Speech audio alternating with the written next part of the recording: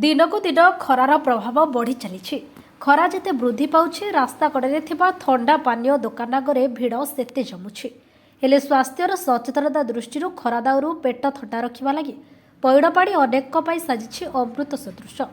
ମୃଦୁ ପାନୀୟ ଯୁଗରେ ପଇଡ଼ର ଚାହିଦା ଅଧିକ ଥିବାବେଳେ ଦେଶୀ ତାଜା ପଇଡ଼ ପିଇବାକୁ ଲୋକଙ୍କର ବେଶୀ ଆଗ୍ରହ ବଢ଼ିଛି।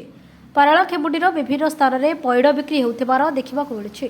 ପଡ଼ୋଶୀ ଆନ୍ଧ୍ରପ୍ରଦେଶ ଓ ବିଭିନ୍ନ ଆଖପାଖ ଗ୍ରାମରୁ ପଇଡ଼ ଆଣି ବେପାରୀମାନେ ପଇଡ଼ ବିକ୍ରି କରୁଛନ୍ତି। ପଇଡ଼ ପାଣି ଅଳ୍ପ ନାଳି ପଇଡ଼, ମୋଟା ନାଳି ପଇଡ଼ ଦାମ ଭିନ୍ନ ଭିନ୍ନ ରହିଛି। ସମସ୍ତେ ପଇଡ଼ ପିଇବାକୁ ଭଲ ପାଉଛନ୍ତି। ରୋଗୀମାନଙ୍କ ପାଇଁ ପଇଡ଼ ପାଣି ସର୍ବସିଦ୍ଧି ପାଲଟିଛି। ତେବେ ପଇଡ଼ ପାଣିରେ ବିଭିନ୍ନ ପ୍ରକାର ଔଷଧୀୟ ଗୁଣ ରହିଥିବାରୁ ଏହା ସ୍ୱାସ୍ଥ୍ୟ ଓ ତ୍ୱଚା ପାଇଁ ବେଶ ଉପକାରୀ। ଖରାଦିନେ ପଇଡ଼ ପାଣି ଦେହର ଜଳୀୟ ଅଂଶ ସମସ୍ୟା ଦୂର କରିଥାଏ। ପଇଡ଼ ପାଣିରେ ପୋଟାସିୟମ୍ ଥିବାରୁ ଏହା ମସ୍ତିଷ୍କ ଓ ସ୍ନାୟୁକୁ ସତେଜ ରଖେ। ଆଣ୍ଟିଅକ୍ସିଡାଣ୍ଟ ଅଧିକ ରହିଛି, ଯାହା ଶରୀରର ରକ୍ତ ସଞ୍ଚାଳନକୁ ଠିକ୍ ରଖିଥାଏ। ପଇଡ଼ରେ ବିଭିନ୍ନ ପ୍ରକାର ପୋଷକ ତତ୍ତ୍ୱ ରହିଛି। ପଇଡ଼ ପିଇଲେ ରୋଗ ପ୍ରତିରୋଧକ ଶକ୍ତି ମଧ୍ୟ ବୃଦ୍ଧି ପାଇଥାଏ। ତେଣୁ ଲୋକମାନେ ପଇଡ଼ ପିଇ ନିଜର ସ୍ୱାସ୍ଥ୍ୟ ପ୍ରତି ସଚେତନ ହେଉଛନ୍ତି। ଗଜପତିରୁ ବିବେକାନନ୍ଦ ବେହେରାଙ୍କ ରିପୋର୍ଟ, ଖୋଲା ଖବର।